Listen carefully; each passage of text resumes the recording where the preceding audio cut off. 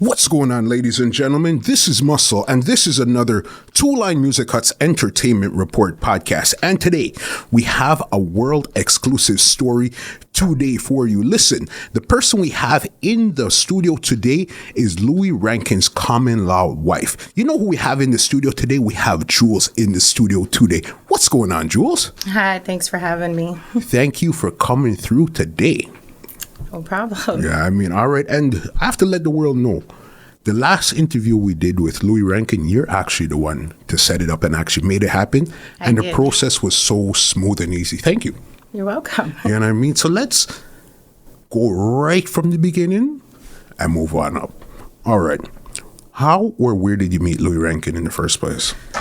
We met actually at a Method Man and Redman concert. Okay. Back in, I believe it was 2013 in Barrie. Mm-hmm. I was living in Barrie at the time, and I was kind of working in the entertainment industry.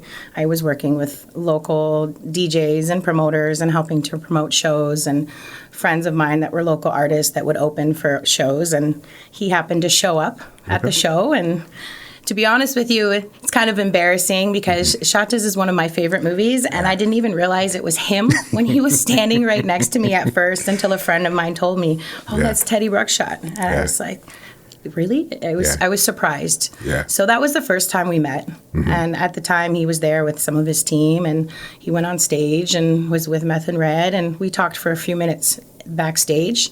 And then I really didn't see him again after that for probably about a year. Okay. And the next time we ran into each other was at another show for Juicy J in Barrie. Okay.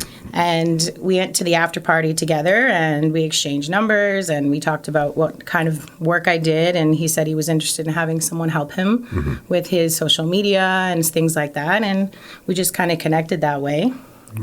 And business kind of turned into personal. Yeah, okay. And when you first met him, did he have any assistants or anything working with him, or he was basically doing it solo? Well, I do know that when I first met him at the Method Man and Redman show, he was working with a couple of guys that were helping to manage him, and he was dating a girl at the time named Sugar from Sugar Entertainment, and she was assisting him as well with his career, and she was doing her thing for him. But at that time, there wasn't really too much going on for him. He really only had his Facebook page and I think a Twitter page. Okay. So when I got involved with him, I was helping him get more into the mainstream social media. He didn't have an Instagram page, which I created for him. Okay. So that kind of helped. Yeah, I know for sure, because that turned into one of the main tools that everybody uses now, which is Instagram. Yes. All right. Okay. So 2013, you met at the Redman Method Man show, and then you seen him again at the Juicy J show. And I guess this is where he introduced business, and then you guys started on. So what were some of the first things you guys started to actually work on?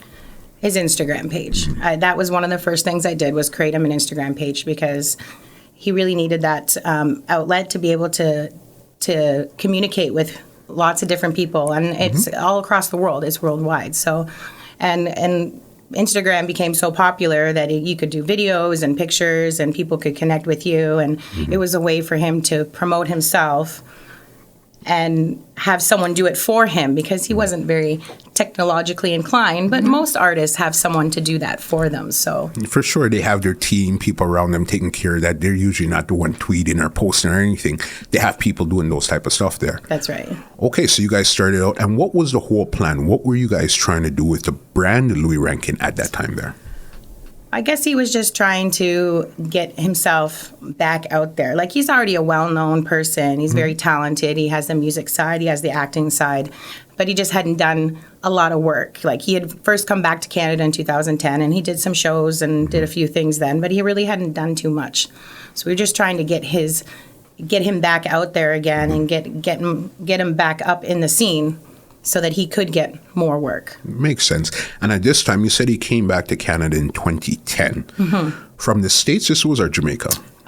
He came from Jamaica, but he went to the Jamaica from the States. And he was in Jamaica for a few months. It wasn't like he was living there. He went from the States to Jamaica, and then from Jamaica to Canada. And was it a thing where he couldn't go back to the States, or he couldn't?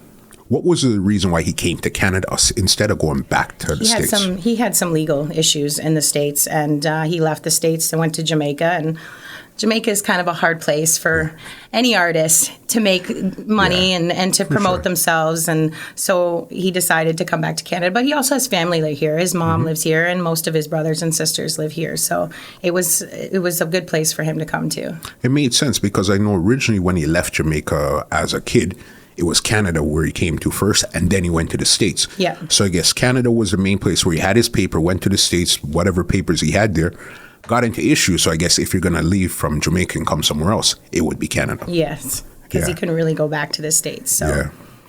Okay. And what were some of the earliest projects that you guys were actually working on when you started working with him?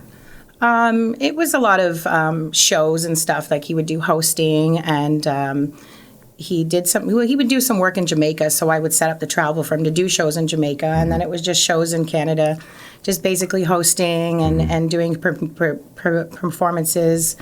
Also doing stuff like drops and dub plates and things like that. Just basically getting him back out there and getting his face seen. Okay. And at this time, were you guys trying to get him back into the States, or that wasn't really an option at that time there? We were working on it, but he wasn't really too keen on going back, other than the fact that he had his wife and other children there. He wasn't really too keen on going back there. Like, he'd go there to do shows and stuff, but he wasn't really looking on moving back there to live there. Okay, so you guys started out doing dubs, drops, and all those stuff, getting some shows. So then now you guys went from a business relationship to a personal relationship. Where did that start to change? That kind of happened pretty quickly. Okay. Not to sound prejudiced, but Jamaican men are kind of smooth talkers. So, so it happened pretty quickly.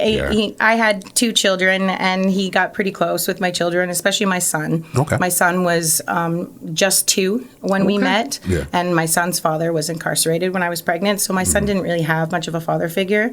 So he was kind of there for my son and, helping him and teaching him how to grow up and be a boy, and he had him in a couple music videos, and we did a few videos, and so we were just trying to get things done and get things going, and we spent so much time together. It was just, we were together on like almost a daily basis, and he was staying at my house when he was in Barrie because it was just easier than having to pay for hotels and travel all the time. And So he was staying in Toronto, or where was he staying when you were living in Barrie? Actually, he had a restaurant that he was running in Hanover.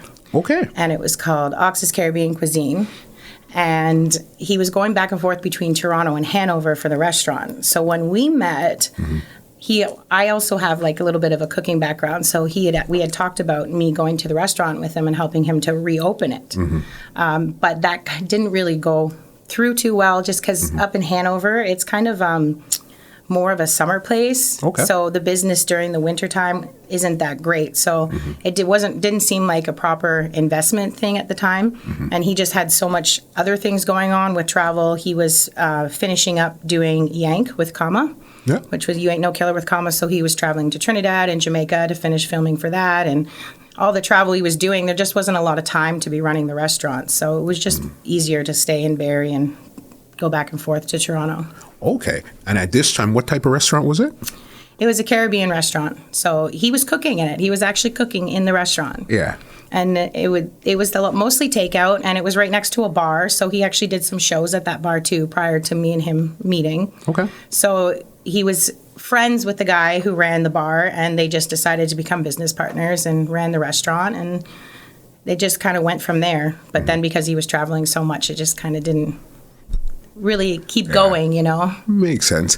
And at this time here, I guess this is all post Belly and Shutters. Yes. Okay, so then all of that had passed already. Oh, yes. Yeah. Yeah, the restaurant had only been, I think he only was working with the restaurant for a couple years before I met him. It was it was a recent thing. Okay, and how did it complicate the relationship where now we went from a professional relationship to a professional personal relationship? How did that complicate things, or did it even complicate things? It did. It definitely did. And I'm sure it does for anybody who has a spouse in the entertainment industry, especially if there's a lot of travel and, there's always worries about who's around and who they're associating with. And, there's always complications, but you have to find ways to work through it. And I can't say that it wasn't complicated or that there wasn't problems, but you always have to find a way to try and get through it. What were some of the most obvious problems at first? The most obvious problems was I'd probably have to say females. Okay. Yeah.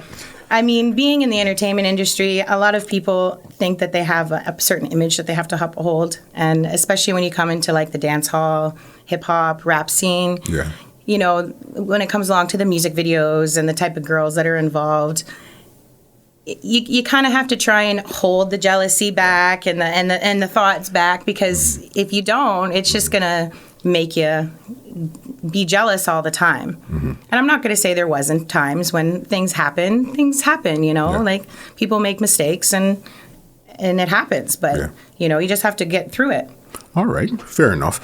So then now when you guys are in this personal relationship now, did he tell you about his wife getting a divorce or anything, or this was something that came later on down the road? He told me about his wife when I became pregnant. So that, and it wasn't that he was trying to keep it from me. I think it was more he was trying to protect her. And I can't be mad at him for that. They were together for over 30 years. She was with him for a very long time. They were married in 85. Wow. So, you know, she was with him for most of his major career. So I can't really blame him for wanting to protect her and their life that they had in the States, you know. So I didn't really find out about her until I became pregnant. And it was we kept it kind of quiet. And it wasn't until the first baby was born that it really was, you know, he told his wife, you know, there's a baby coming kind of thing. But she didn't really seem to have anything, you know, against it. She understood, obviously. She'd been with him through a lot. So she obviously understood. She knew he was in Canada. She knew he was with somebody. So it wasn't like he was trying to hide it from me. It was just trying to protect everybody, like everyone that was involved. It's a balancing act where it's like, okay, who do I tell? How do I balance it? How do we make everybody happy in this scenario? Yeah. Okay. All right. So then you said the first baby. So how many children do you guys have together? 3. 3. Okay. So the first one, boy or girl? Girl, Zara. Yeah. Zara. Okay. So then at that time, this had made it your third child. My third child, yes. Okay. And first one together. And then how long before you guys had the twins now? Well, Zara was born end of 2015, and then the twins were born 2018. So I got pregnant with the twins end of 2017, and they were born 2018. So there was probably a couple years between the two. Okay, so nothing like you're rushing, like, okay. No. Next year, let's have some more children. No, it's not like we were planning to have children, especially not planning to have twins. That was definitely a surprise. And what kind of family man was he towards the children and stuff like that? For the most part, he was a really good guy. He was very supportive. He loved his children, and he loves all children. Like even my 2 children prior to him, he treated them like his own, and especially my son. He really took on my son and took care of them. And, you know, he's like that with all of his children because he has other children in the States, and he has a daughter here in Toronto. And he's always been the kind of guy that just is loving towards children. For sure. And he tries to be there, but again, with the travel, it's kind of hard. You know, sometimes you miss out on things. But he always made the effort. Like if he was away, then he would try and video call so he could talk to the kids and see their face, or he would call on the phone and talk to them. Sometimes, even if me and him were fighting, we didn't want to talk to each other, he'd still call and talk to the kids. So he always made sure he was looking out for them in the best way he could. Okay, so good family, upstanding guy when it comes to his family type of thing. All right. And then let's get into some more of his projects here. Were you with him when he had done the Roaming Lion? That was before he was with me. That was before? Yes. That was probably right before, not too long before. Roaming Lion, I think, was before he left the States. Yeah. I believe he filmed that in the States, and that was before he left the States. So, I mean, we got together, you know, and like summer 2014. So, I mean, at least 4 years before we were together that he did Roaming Lion. They did Roaming. Okay. Did he record or act in any movies? What was the first movie that he actually got involved with when you guys were together? Well, he was finishing up Yank with Comma. So that was he was finishing up that. And then after that, the next movie-related one would have been the one that we started filming for the script that I wrote, which was Ice City. You wrote a script? Yes, it was Ice City. Yeah. So we had, it was a collaboration. Like he had some ideas that he put into it, and there was someone else that we were working with that had put some ideas into it. But I basically put the meat of it together and, you know, put in all the fillers and character names and stuff. But when it comes to like the Jamaican stuff, it was more he was the one that had to give me the lessons on the culture and things like that to make sure that we put it in the script properly. Which makes sense. And was that project ever finished? No, it wasn't. We did film. We did film some scenes, and there were some names and some pretty good names involved in it. Nemesis was in it. And, he did some filming in it, and Infinite was in it, and Baby Grime, and you know, Lucci Boss Lady. So there was a lot of people that were involved in it, and I still have the stuff we filmed, and I'm still trying to finish up the script. So there is a potential to finish it, or possibly even just turn it into a book. Okay, so there are actually some projects that weren't completed that you actually have control over that you didn't get to finish. What other projects were there out there that you had at that time there? So we had also started writing another script for another movie called The Wrong House, which was kind of like a thriller type horror movie, which we never started filming. It was basically a couple of ideas that me and him had talked about, and then I just started writing it. So that wasn't really something that has been put out to the public. It was just something that me and him had started working on. And then he did The Intent 2. Yes. With Popcorn. So that they came to me and said they had a script that they wanted to offer to him. And they sent it to me, and I read it. And I told him what it was about. And I said, well, they want you to play a Jamaican police officer. And his first comment was no. Okay. Absolutely not. He did not want to play a police officer. But then when I reread the script and kind of explained to him, you know, it's kind of like, you know, he's a gangster officer. He kind of does his own thing. And he, when he does a character, he doesn't really go by the script. He kind of just gets an idea of what the character is and then just does his own thing, which is how he makes his characters work, right? So, you know, there's a lot of back and forth discussions of him saying, well, this is really how I want to take the character. And they kind of agreed to it. And there's a lot of back and forth. And Popcorn didn't really fully become involved either until he heard that Louie was going to be involved. And then Louie showed up to Jamaica, and that was kind of like when everybody signed the paperwork and said, okay, we're going through with this. So then they started that, and that was pretty big, actually. It went on Netflix, and, you know, there was discussion for Intent 3. So he was supposed to be involved in that. I'm not sure if they're still going through with filming Intent 3. We did talk about it a little bit, but I'm not sure how they're going to go on from that part.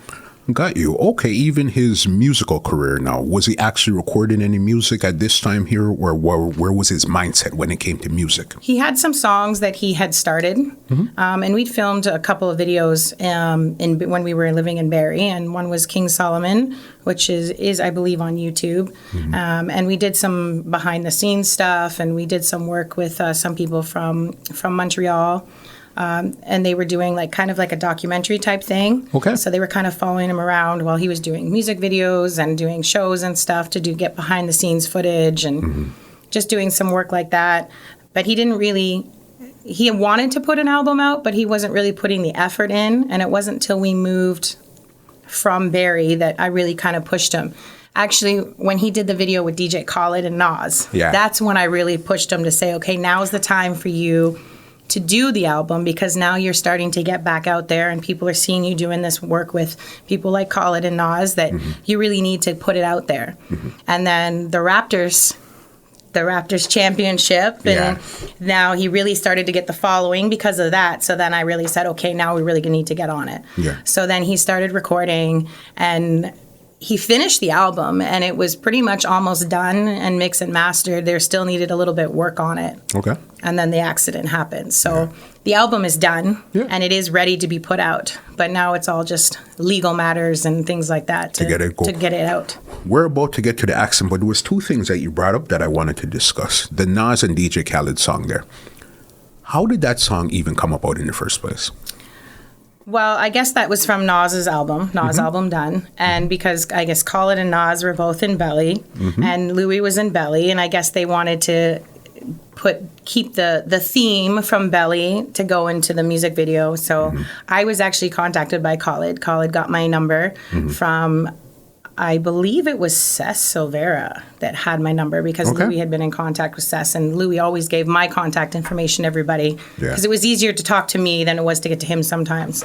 So Khaled had contacted me and said he wanted Louie in the video and basically said, book the flight and come, we want to go. So basically the day after Khaled called me, Louie was on a plane to Bahamas, and it was done. It was very quick. Okay. And he was there for about a week, and they filmed, and it was a pretty big hit, and he had a lot of fun doing it. And it was a lot of work because it was a lot in a short period of time, especially for him because he was a little bit older, but he really enjoyed doing it, and it kind of got him back into the groove of the music.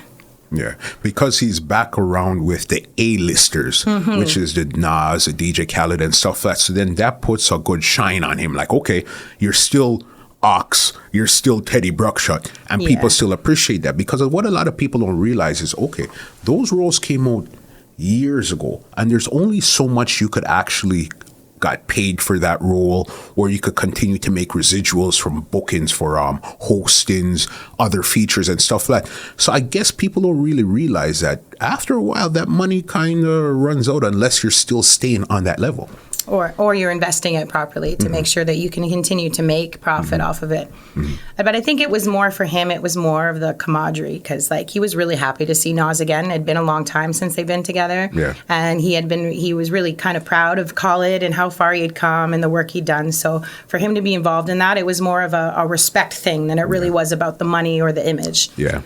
Because that's going to get you to where you need to go. Okay, I'm still with Nas, I'm still with Khaled. So then clearly people are still requesting me. Yes. So hopefully this will get me something else big again. Yes. You know what I mean? Want to get into some details here. With the movie Shutters, do you know, because I know it came out on bootleg and stuff like that, do you know if he was paid properly for that movie, or do you know what happened with that movie there? I couldn't really tell you because obviously that was long before me and him were together and we knew each other. I do know that when we first got into business together, there was some talk about some court cases. Okay. So there was some complications with people being paid properly, but I couldn't really speak too much on it because I didn't really know too much. Yeah. But there was some issues, legally wise, for people being paid, but I couldn't really tell you too much on that. And I guess that goes the same for Belly also? Belly, as far as I know, there wasn't really too many complications.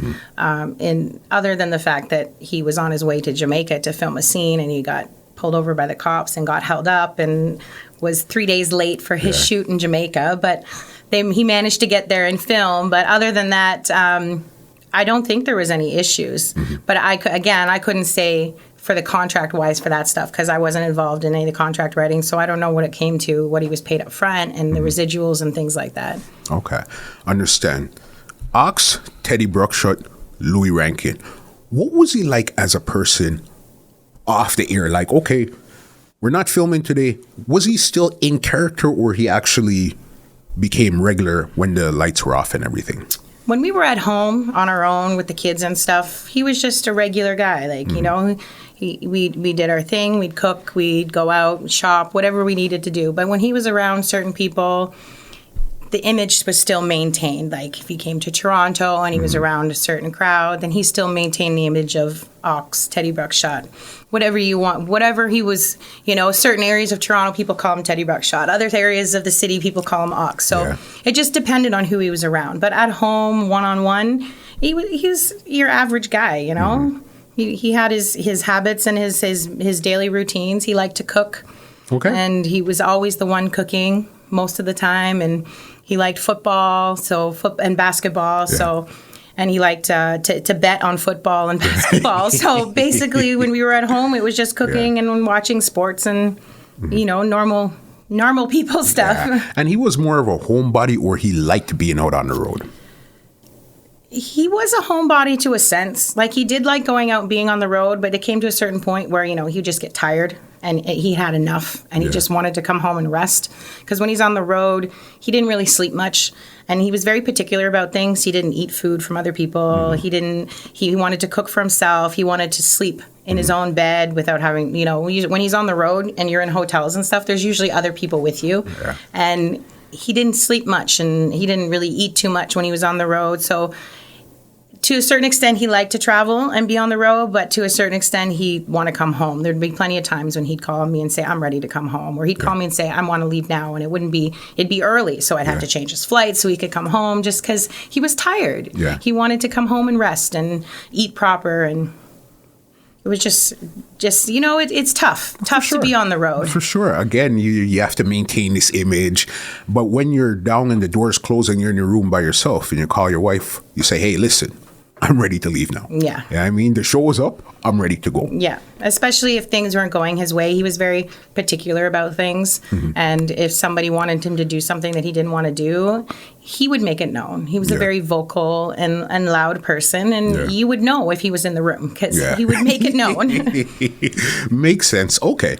So with his management and stuff of his career, you were the only one on his management team, or he had outside people also too that was handling whatever else for his career? For the most part, I was doing most of the work. Mm-hmm. There was a few other people that we would hire for different projects at different times. Like, I didn't travel with him. Mm-hmm. Okay. Mostly because I was either pregnant or taking care of children. So, makes sense. And it was just better for me not to travel with him. So if he went to, there's a couple times when he was in Jamaica, and we would hire somebody in Jamaica to assist him while he was there, to help him with taking pictures and keeping track of phone numbers and helping with wardrobe and things like that. So every project, there was somebody different that was helping.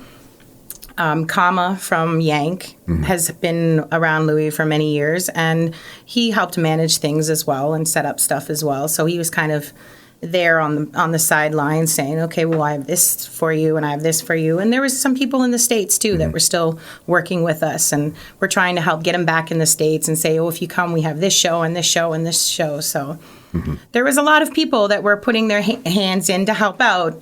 But for the most part, I was doing most of the behind-the-scenes stuff. Okay, so he didn't have this big management team that said, okay, you go here, here, here. We make sure that you're invested here, here, here. Or this was more or less a solo thing on your part. Let's figure it out as we go. Basically, I was doing most of it. So if a contract needed to be written up and the other person that came to us didn't have one written up, I was the one that wrote it up and put the terms in. I did most of the negotiating, going back and forth between him and the other people. I was running his Instagram and his social media, and I was helping, I'd book the flights, and I'd pack his suitcase and, make sure he had all his wardrobe and, everything that he pretty much needed. It was me that was there on the sidelines doing it all for him. Getting it together. Good. So you were being a personal assistant, but also a good wife at the same time, too, type of thing. You could say that, yeah. All right. Let's get into that fateful night, the night of the accident. When was the accident? September 30th. September 30th, 2019. Yes. Okay. So it's a little over a year right now. Yeah. Okay. Do you know the details leading up to the accident? Well, he had been finishing up recording his album. So he was in the city recording his album, and they were pushing to get it done. So they had been working real hard for, he'd been away from home for about a week, maybe a little over a week. He hadn't been home in about a week. And they were pushing really hard to get it done and been working long hours. And he had called me the night before, and he was really tired. And it was probably about 1:30 in the morning when I had talked to him. And he said he was coming home in the morning. Okay. And we had a conversation in the morning, and he was in his car driving when we had the conversation. And our last phone call was probably 5 minutes before the accident happened. Yeah. And was he in good spirits, bad spirits, or what was he like at that time there? For him, it was normal spirits. He was he was tired and he was worn out, and he was just. It was a long drive. It was about a 3-hour drive from where he was driving to our home. It was he'd left the place he was at about 6 o'clock in the morning. So by the time he was almost home, he was tired, and he'd been working hard, and he just wanted to get home. So I could hear it in his voice. He was frustrated, and he was done. He just wanted to come home and rest and relax. Yeah. Okay. And the specifics of the accident. Now, exactly what had happened? It was a head-on collision with a transport truck, a gravel truck. And from the information that I received from the investigators and the police report was that he had crossed over the line and didn't go back and had hit the transport truck. And I don't know if the car rolled or if it spun, but it ended up probably about at least 6 to 8 feet off the road into the ditch, into the trees. Yeah. And his car was pretty demolished. And was he the only one in the car at that time? Yes, he was. Yeah. And did they say if he had any weed, alcohol, or anything in his system at that time there? Yes, he did. Yeah. He was 3 times over the legal limit. And he was, he had marijuana in his system as well. So he was under the influence. But to be honest with you, it wasn't that surprising to me because he liked to drink. He liked to have his rum. You know, like some people would have a cup of coffee in the morning. He would have his rum to drink. And, you know, weed isn't really that big of a thing. Most people do it these days and they smoke all that often. And it wasn't really the weed that was in his system. It was the alcohol. So. It was the alcohol. Okay. Did he have a problem with alcohol, or he just liked to have a sip now and then? I would say he had some problems with alcohol, and he would admit it when he was sober that he had some issues with alcohol, but it took a lot for him to admit that he had those problems. I would say at times he would be considered a full-blown alcoholic, and at other times he could be considered, you know, trying to get it together. But I think that kind of comes along with the industry, you know. Yeah. It's hard, especially someone that of his age trying to keep up with, you know, today's society. And you're going to parties and you're going to clubs. And part of the thing that comes along with hosting and doing and shows and events is promoters will offer you, you know, booths and bottles and everything to go along with it. He didn't really drink all that much when he was performing or up to his performance. It was after he was done doing his job, then he would drink. Or where he was somewhere comfortable, then he would drink. He drank, I think, in my opinion, a lot more at home than he did when he was on the road. So you would say he was like a functioning alcoholic then?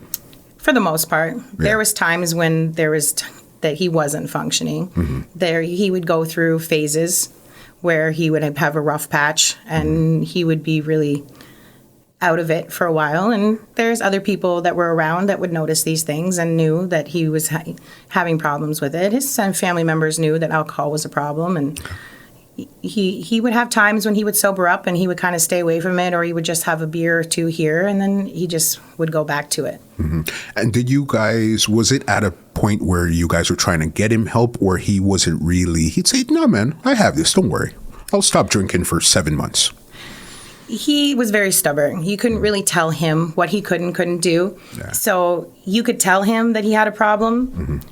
If he was drinking at the time or was drunk at the time, he wouldn't hear it. You couldn't. He wouldn't hear anything about it. He wouldn't. Don't tell me what to do. I know what I'm doing. I've been doing this for years. But then when he was sober and he realized his behavior and his actions while he was drinking, he would say, "Okay, you know, it's time for me to slow down." And sometimes he would take breaks and slow down.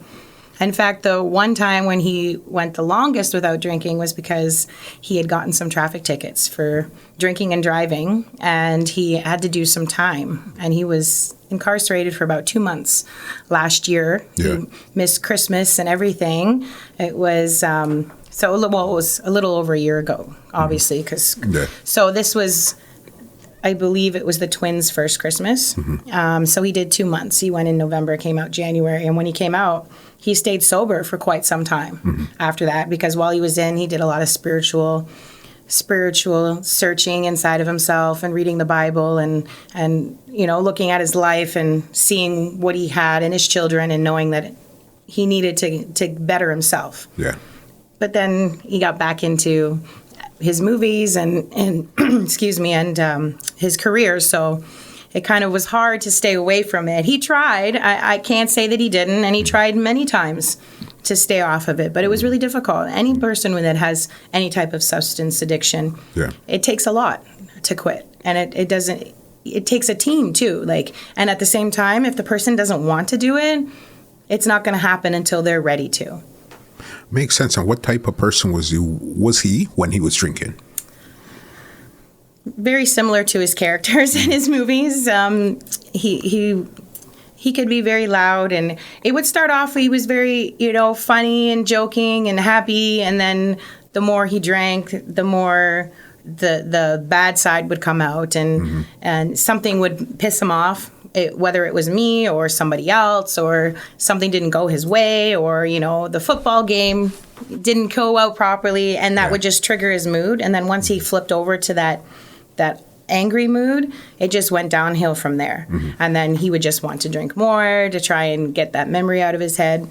He did admit to me on several occasions that, he'd been through a lot in his lifetime, especially when he was in the States and some of the things he was involved in. And he had a lot of ghosts that were haunting him. So I think some of the drinking was maybe to get that stuff out of his head so that he wasn't so much thinking about those things. He had a lot of guilt for some things he'd been involved in when his younger days. And I think that's probably pretty common for a lot of people. Yeah. All right. And was there any domestic abuse in the relationship? Yes, there was. There was. Not towards the children, between us.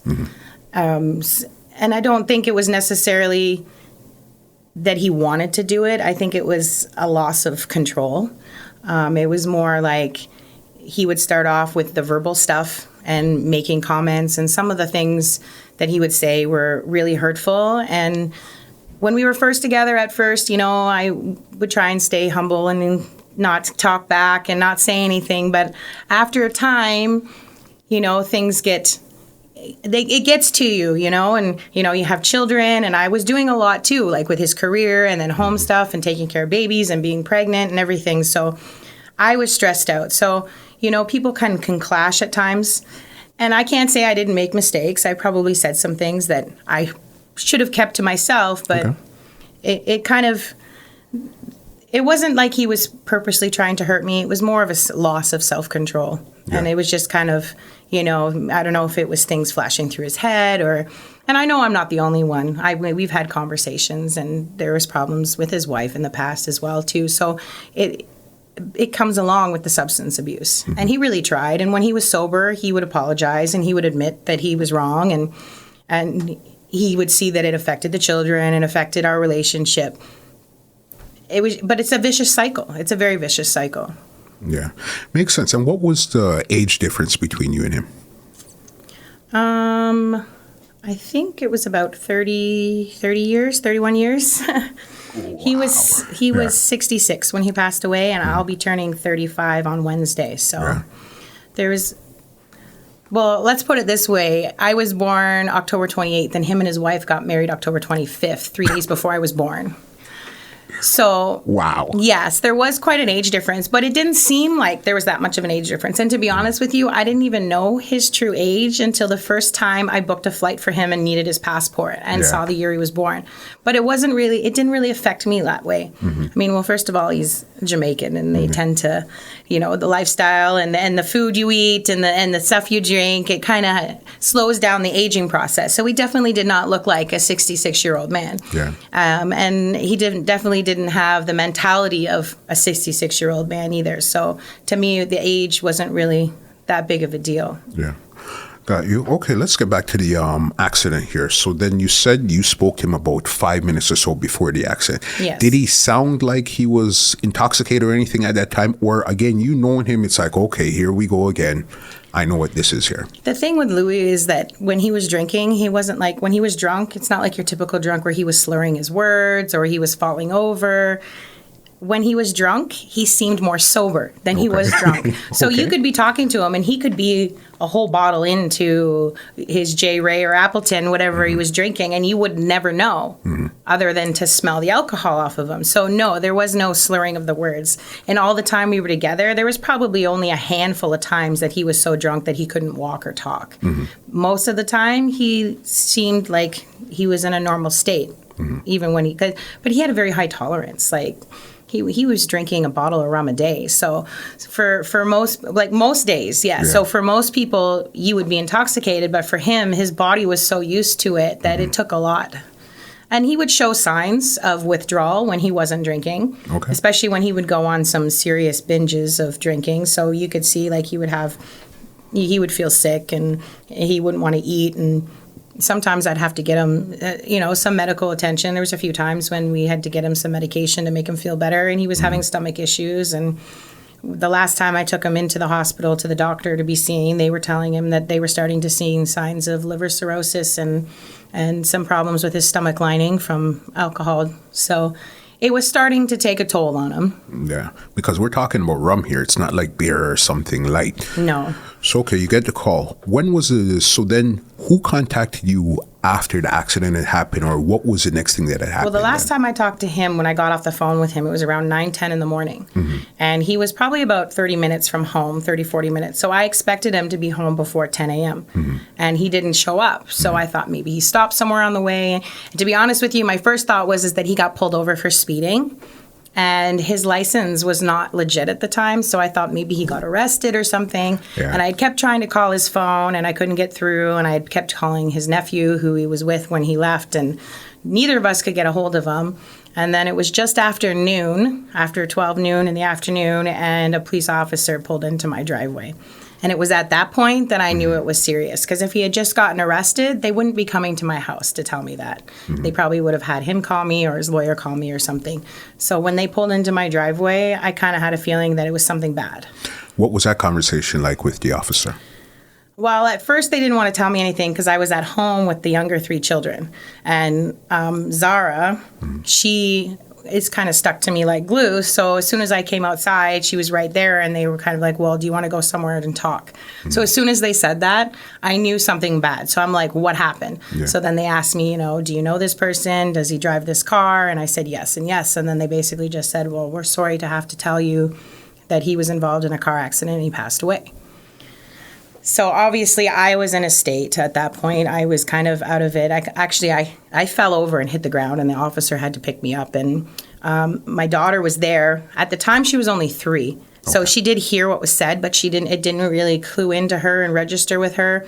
In fact, she didn't really show any signs of emotion or show any recognition of the situation until his funeral, when she seen him in the casket. Okay. So it wasn't really much of an understanding. The officer stayed with me while I made some phone calls, and they sent someone from Victim Services to stay with me to help me deal with the stuff. And they basically said there wasn't much they could tell me other than there was an accident and that he passed away, that they were investigating it. As from what I heard, the road was closed for 24 hours while they were investigating and doing everything they needed to do. Yeah. But it was a difficult time, and, I called one of his brothers, and I called his nephew, and I couldn't call his mom. That was just one thing I couldn't do. So I left that for his other family members to do. So it was hard for me because I'm at home by myself. I've got my 3 younger kids there. My older 2 were coming home from school. One of our mutual friends, one of his business partners that he was in the restaurant with, who lived up there where we were, he came to the house and stayed with me, and so that I could have the time to tell the other kids. So it was definitely a rough day. A rough month, I should say, until he was buried. So, Yeah. Because I guess at that point the phone calls, the DMs, everything is coming in, and a million people are trying to pull at you at one time. Well, I'm not even sure how it got out so quickly to the media, because I only told like maybe 3 or 4 people in his immediate family, and then like my mom and like a couple of our close friends. I never put anything out in the media, I think, until at least 24 hours after the accident happened. So when I'm getting messages the day of the accident of people saying, is it true? Is it true? I heard there was an accident. I really don't know who officially put it out there, but I guess things go through the grapevine. He has a very large immediate family. Like he has 6 brothers and sisters, and then they all have children. So, just that alone right there, that's, probably close to 200 people in his immediate family that all live within the GTA area.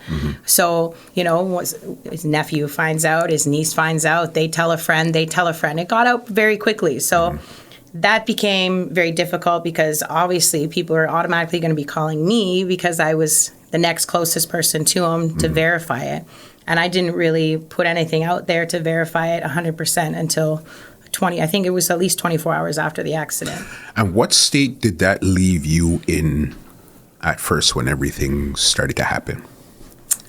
To be honest with you, I don't think I really fully took in my own emotions and my own grief because I was so busy dealing with the accident and dealing with the information from it. And then, so quickly, because he was so well known, how to handle putting it out there to the media. And of course, I'm having lots of people contact me. I've had like CTV, CP24. CP24 had it running every 20 minutes on their TV station. So I didn't even have the TV on in my house because of my children. Mm-hmm. I was on social media, and a lot of people were like, oh, you should stay off. You know, you're going to see a lot of things. But at the same time, I kind of had to, because he is such a big figure in the media. So I couldn't, I felt like I needed to know what was going on and what was being said, just so that I had an idea of how to handle it when it came to that point.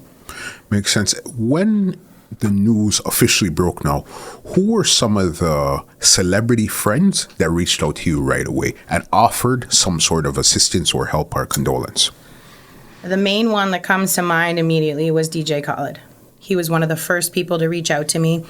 I text him. I sent him a text message and let him know what happened. And he was obviously upset by it. And he, like, the celebrities never really officially put anything out about it until I had put something on his Instagram and my Instagram. Mm-hmm. Once that had happened, then that's when all the celebrities started posting their, you know, memoriams and stuff for him that they put out. Mm-hmm. But I would have to say DJ Khaled was one of the main people that reached out to me. Mm-hmm. Right away. And that was after I messaged him. And then once it started getting out there, Sizzla reached out to me, Popcorn, Movado, Bounty Killer. A lot of the reggae dance hall scene artists were the more to reach out to me. Khaled was really the only one from the U.S. that reached out. Yeah. Everybody else just basically put something up in his memory up on their social media, like Foxy Brown and Nas and Snoop Dogg, and they just basically would post something and say something about it. But really, Khaled was the only one that took the time to reach out and lend his support and say if there was anything I needed, and to let him know. And take it from there. This is where the story gets complicated now. Yes. Because I know right after he died, when did you put up the GoFundMe, or was it you that put up the GoFundMe? The GoFundMe thing is complicated. So I originally didn't want to put a GoFundMe up because I knew there was going to be some backlash, and I knew there was going to be some issues there. His nephew, Louie, was being very supportive and was being there for me and the kids, and we had talked about it. And a couple of his other nieces and nephews had messaged me and contacted me, and they all said they thought it was a good idea and that I should put it out. And a couple of his siblings had said the same thing as well. And I didn't really want to put it out at first, but to be honest, there wasn't really any funds to pay for a funeral. Any money that we had in the savings, because this obviously wasn't an expected thing, had gone into his album. Okay. And there wasn't a lot of savings to begin with. You know, we had our expenses for cars and bills and things like that. So there wasn't a lot of savings. And unfortunately, he had lapsed on paying his life insurance policy. So there wasn't life insurance to cover that. And his car insurance did pay for some things, but at the same time, they didn't pay for a lot because he was driving with a suspended license. So that kind of takes away from a lot of the income. So the GoFundMe was, originally it was to help pay for funeral costs, and then a few people said, well, you should put something in there for the kids too, so that you could have something for the future. But then it became complicated because there was a lot of issues with the money and family and things like that. So it got to the point where I just needed to take it down. And I just used what I got from it to pay for his funeral. Yeah. Okay, so then this is because, again, a lot of people see Louie Rankin, Ox, Teddy Bruckshot, this man we've seen in movies, Love for Years, Typewriter Song, and all of this. We figure, okay, you're set. You have your money. But I seen that the only statement that I actually seen you put up was something on your Instagram where you were telling them something about the fact that most of his money was made in the 90s. Yeah. And a lot of the money he had given away to people helping them. Yeah. You know what I mean? You finished the statement and it wasn't on my Instagram, actually. It was, I commented on a post that someone else put up. And I had not commented on anything. I had stayed away from a lot of it.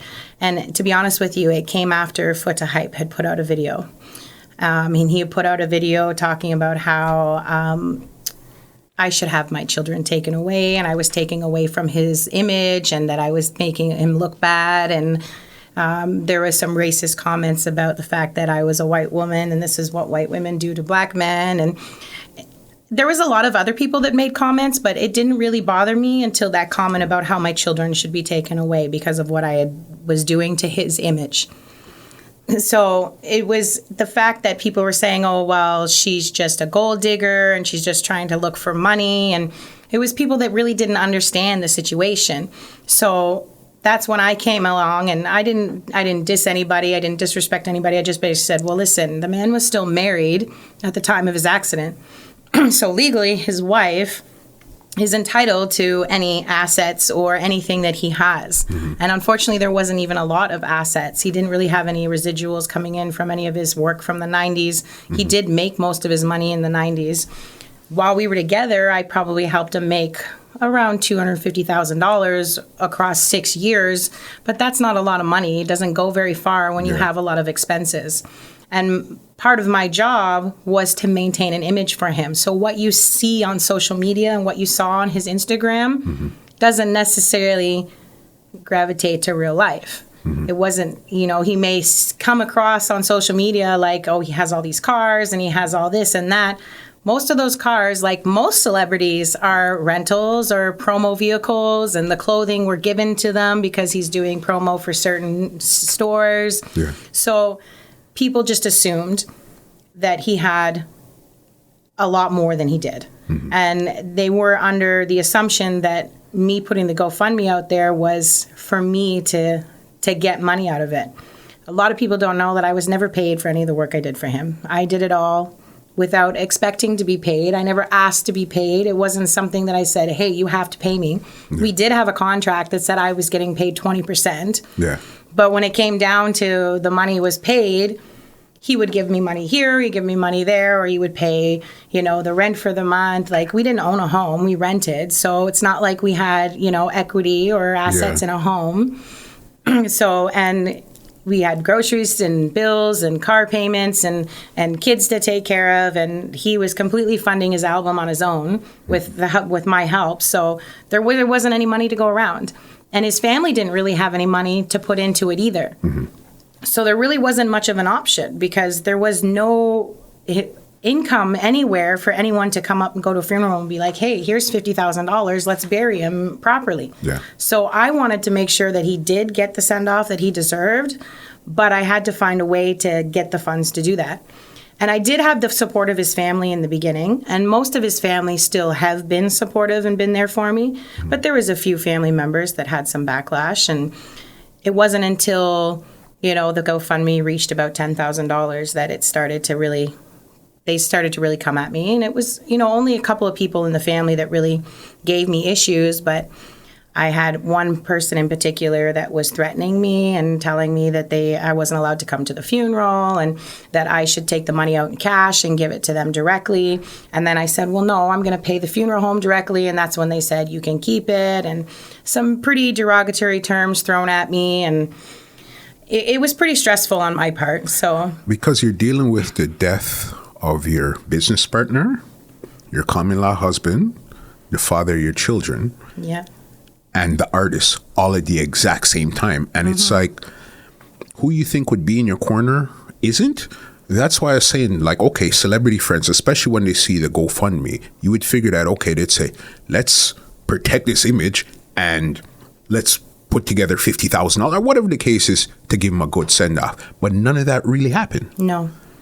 There was only one celebrity that really put money into the GoFundMe, and I'm not going to name names because they've asked to remain anonymous, but there was really only one celebrity that stepped up and helped out. The rest, there was a few that would post it, like that would post it on their media and stuff like that to help it. And, Specs was very helpful in supporting the GoFundMe and talking about it on social media and on the radio. And there's a lot of people that were supporting it, but not as many people as I thought that would have funded towards it and helped with the situation. Mm-hmm. And I see how they were with other celebrities that passed away and how much they put into it. And then I see how he passed away and how all these celebrities came out and put all their condolences and rest in peace and can't believe he's gone, but didn't put the effort into his passing as they did to other celebrities. Yeah. So it was kind of difficult for me because it was like, okay, so where were they all when he was alive and was trying to get help for his album and trying to get help for his movies and his careers? And there was only a few that really stepped up and assisted him, and then all of a sudden he passes away, and all these artists are coming out and be like, oh, rest in peace, and we miss you, and I can't believe it happened. And to me, it was like, well, where were you when he was reaching out to you when he was alive? Yeah. You know, it's like, look at his Instagram. He went from 65,000 followers to 120,000 followers within weeks of his passing. I never understood, why would everybody want to follow me now that I'm gone? It almost never made... What are you expecting to happen? It's almost like you're more famous dead than alive. Holy smokes. So then, okay, at this point here, okay, we know he's still married. And was he was going through a divorce at this time? The divorce proceedings started in 2016. Okay. So at that point, I think that she had started the divorce proceedings and she sent the divorce paperwork, and we had been going through it, and he had been talking to a few different lawyers to talk about next steps. And I think just because there was such a long history between the two of them, and, you know, they had children together and things like that, that it was just kind of, it was a big step to take. And I don't, it wasn't that there wasn't any love there for her anymore, and it wasn't that there wasn't any love for me either, and he didn't want to put me in that position. But divorce is a big thing, you know, especially for when you've been with someone for over 30 years. So the divorce proceedings had started, but they never filed with the courts to officially to be divorced. Like, the paperwork were filed, but there was no terms that are agreed upon. There was no paperwork signed. So when he passed, they were still legally married on paperwork. So that means if there was any assets, any insurance, anything, it would go to her. And then she would have to be nice enough to either send you some, the children some, or whatever the case is. But you're saying there wasn't really a lot of assets. No. The insurance had lapsed. His life insurance had lapsed due to lack of payment. He did have accidental death insurance, but unfortunately, the way accidental death insurance works is that if the person is in a car accident and they're under the influence of any type of substance, it automatically voids the life insurance. The life insurance was, you know, decent. It was over $100,000, but unfortunately, because of the circumstances of the accident, it was void. So then, really and truly, you didn't get anything per se, nor his wife did. No. Because there was really nothing to get. No, there wasn't anything to get. And even for her, it was difficult because she's living in the U.S. And he was living in Canada at the time of his accident and had been living in Canada for quite some time, that even for her to take over to get the probate, it was costing her a lot of money in legal fees to do that, just because she'd have to get a lawyer in the U.S., excuse me, and in Canada. Okay. To do the probate. So she wasn't even having the funds to do that. One of their children was paralyzed. Their one son was paralyzed, and he was in a wheelchair. So he needs 24-hour, 7 around-the-clock care. So a lot of her money and her income that she has goes towards helping to take care of her son. And she's still working too. And, you know, she's in the States, and money is different in the States than it is in Canada. So we had talked a few times on the phone, and she was telling me how difficult it was for her just to cover the legal fees in order to keep up with the estate. And then one of his family members was trying to take over his estate and trying to write out all of his children, his grown children, as well as our children that were under the age of 18. And so there was a lot of complications. So it wasn't easy. Yeah. And the money I got from GoFundMe didn't even cover all the funeral costs. I paid $10,000 to the funeral home, and I know that didn't cover all of it. And the GoFundMe only raised $11,800. GoFundMe took $400 of it for their expenses. And then the other $1,400 that was left over was expenses that I spent on clothes for the kids for the funeral, and, you know, hotels to stay in the city to go to the funeral. I was completely written out of it all. One of the family members went to the funeral home and signed the contract and basically told them I wasn't allowed to be involved at all. I didn't get to pick casket, flowers. I wasn't asked if I wanted to speak at the funeral. My opinion was not asked at all. Why is it, though? I'm not sure. I mean, I have my ideas. The particular person that took over, which was one of Louie's siblings, Louie had problems with in the past. This particular sibling had taken from Louie while he was alive, and to be honest with you, I wasn't surprised that that happened the way it did.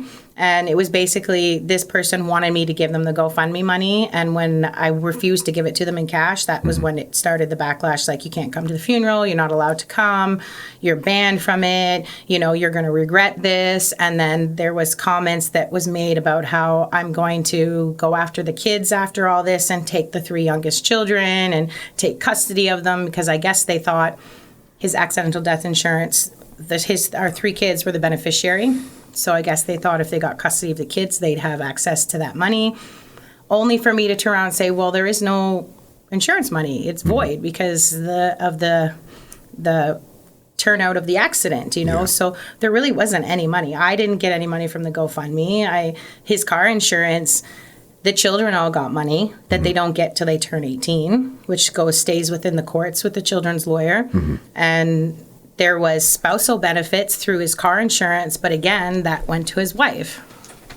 So it really kind of hit me when I seen all these people making comments about, oh, she's a gold digger, she's trying to make money. Even one of his immediate family members thought that he had cash in his safe and that's what I paid for the funeral and that I kept all the GoFundMe money. There was a lot of drama, a lot of heat on me. I kind of avoided a lot of things for a little while. I cut off certain family members just because it was healthier for me.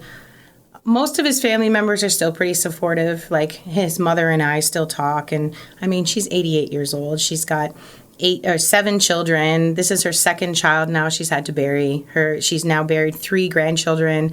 So, I mean, I know it was tough on her. She's a very tough woman, and she's had to deal with a lot. And to be honest with you, out of his entire family, that's probably the only one I really kind of still reach out to and check for to make sure she's okay. A few of his nieces and nephews, like Gloomy Grade, and some of his other nieces and nephews, because we're closer in age, so we kind of are able to relate to each other. They still reach out to me. Some of them do, but some of them kind of cut me off completely. So it just... Before he passed away, when we were together, there wasn't a lot of involvement with his family to begin with. Got you. We did have, we would go to some events together and some things together, but he kind of kept me away from his family to a certain extent. And I don't know a lot of the things behind that. I know that he had opened up to me a few times about some stuff that had happened in his childhood and with the family and the struggles they went through. And, you know, a lot of people struggled, especially in Jamaica, you know, especially during that generation. So I can understand where he would come from on some aspects, on why he had held back from having me around his family so much. Plus, they kind of didn't really give me a chance. I don't know if that was because of his history with past girlfriends that happened when he came to Canada. Some of his family members even admitted it, saying, you know, we never really gave her a chance. We didn't really even take the time to get to know her. Some of them said, well, he was with her for 6 years, had 3 kids with her. So obviously, you know, there's 2 sides to everything, right? Sure. So there's their side.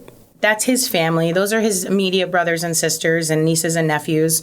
They have their history, and I wasn't going to take away from that.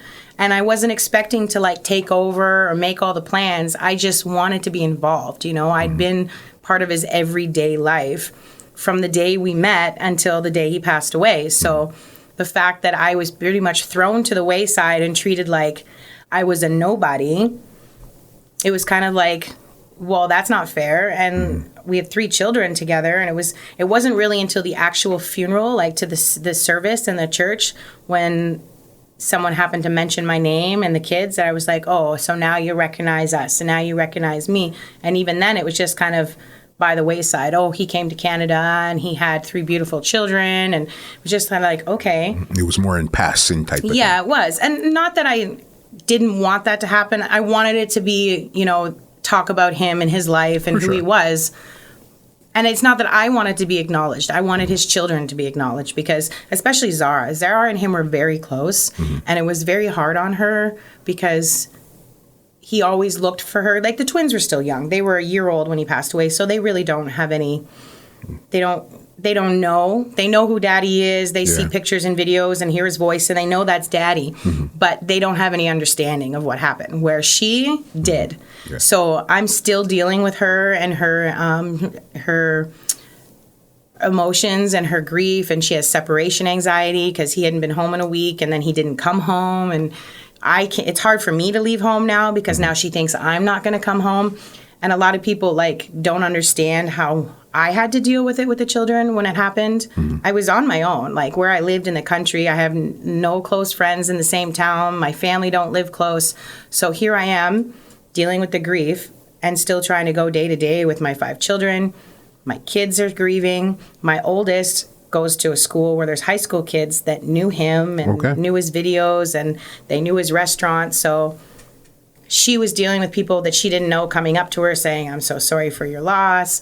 I would go to the grocery store and people that worked at the grocery store knew about it. So it was really hard because I couldn't go anywhere without somebody getting in your face saying, oh, I'm so sorry for what happened, or how are you doing? So basically it was just me staying home and not really going around anybody too much. Yeah. Makes sense because it's a real tragic story, as in, okay, you're with him, this superstar, and then you know that clearly the finances aren't straight, living day to day. You know that this isn't a secret, but it came to light now when everything was just thrust right into the forefront. Yeah. Oops, now you died. Now I need to bury you. What am I going to do now? That's really a real tragic story. And I could understand a point of view where people say, oh, you're tarnishing his image. Okay, that's one thing. But how about my real life? Yeah. And that's totally different. The image is cool. I got a real life too, boss. Well, I was always trying to maintain an image for him for his career. So I didn't really put it out there to social media that we had problems or that he had drinking problems or that we had money problems because it wasn't something that we really wanted to put out there. So when this all of a sudden happened, it was kind of like, well, what do I do? Like, he has to have a funeral. He has to be buried. I don't have the funds to give him the send-off he deserves. So what am I supposed to do? So it just kind of left me with not much of a choice. So I did what I had to do to make sure that he got the burial. And I'm sure he appreciated everything that I did. But at the same time, it put me in a position to make people look at me in a different light than what it was. It was already difficult because people were looking at me when he was alive like, oh, you're with a man that's twice your age. You're with a man that's a celebrity. And, you know, they already assumed that I was with him because of his money or his career or whatever. But people that knew me knew it wasn't like that. Like I wasn't the type to be up on the hype. You didn't see me posting pictures all the time with celebrities. It was more about putting him out there. I might have the odd thing on my Instagram, but it was usually about him. Yeah. And, you know, oh, he's doing a video or he's doing this, or I wasn't really in the scene. So to have people talk about me that way, people who don't know, people that were like strangers to me, they were just other people out in the universe, that didn't bother me so much. But the people that were close to us that knew the situation and knew what was going on, that treated me the way they did, that was what was more hurtful. Because like people in his family knew. They knew the situation. They knew there really wasn't any money and they're acting like there was when they knew there wasn't. And even close friends that knew. There's a lot of people that took advantage of his death, too, to their own advantage when it comes to, like, putting out certain things. And it was difficult. There was a lot of people that showed up to the funeral just to see what other celebrities were there. People that didn't even bother to come, that we did business with and filmed with and were working with days before his accident that came to the funeral and didn't even come and say a word to me, but were taking pictures with Paul Campbell. And you know, it was just a lot of craziness, a lot of people, opportunistic people. And I guess that's going to happen with anybody that has a family member that's a celebrity of some sort. Welcome to the entertainment world, but that's a real, it's tragic on top of tragic on top of tragic. Last question before I get you out of here. His unreleased album or any projects he was working on, will they be coming out? Is that tied up legally? What's the deal with that right now? So his album, which is pretty much finished, there was some discussion about putting it out. But again, there's the legal aspect of it, of who really has control of his estate, people who are trying to take control. Legally, his wife is the one who has complete control over the estate. But because she's in the U.S., she has legal hurdles she has to jump through. And then there's, of course, other family members that live in Canada that are trying to take control of the estate so that they can have control of it all.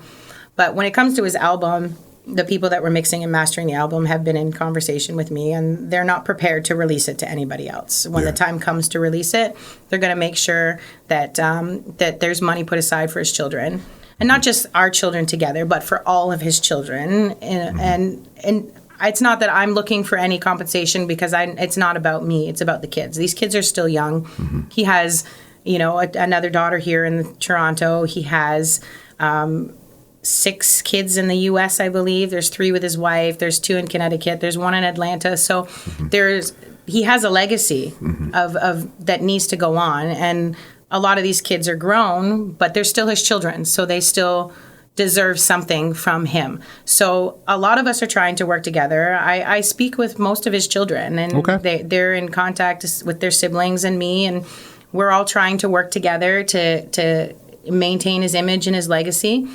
But there's a lot of hurdles to jump through still. Yeah. And there was another project that he was doing with Bismo, because they did a movie together before called Small World. Okay. And they had literally just started filming like the day before his accident.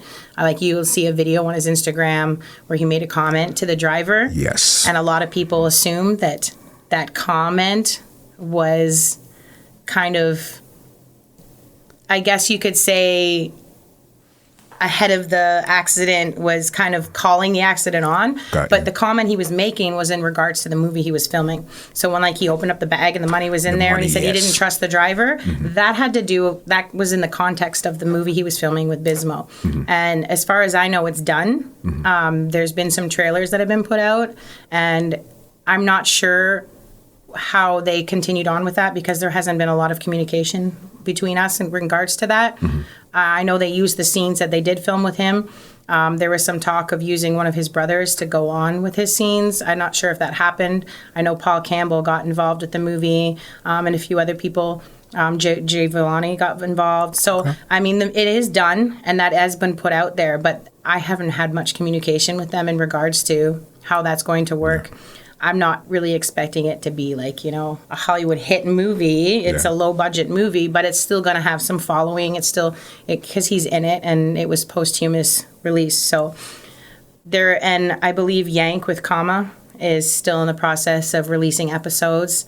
And there's a few other things that are out there in the works that haven't been put out yet, but it's all being worked on putting out. But again, it's all legal hurdles. And that's what it comes down to. Very last question. How are you and the children doing right now? We're doing a lot better now than we were before. We're a little over a year out now.